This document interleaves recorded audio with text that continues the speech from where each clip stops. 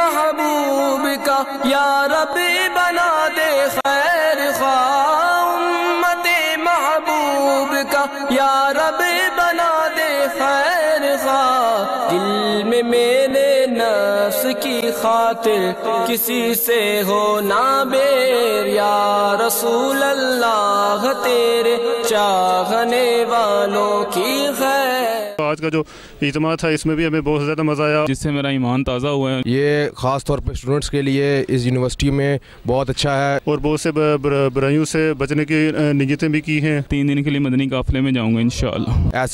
ऐसे इज्तिमा, इस्लामी इज्तिमा पूरे मुल्क में बिलअमूम और यूनिवर्सिटियों कॉलेजों में बिलखसूस नौजवानों के लिए एक मदनी माहौल और उन्हें दीन की तरफ राग़िब करने के लिए बहुत अहम है। अल्लाह के करम से दावत इस्लामी के माहौल में आकर मुझे बड़ा सुकून मिला।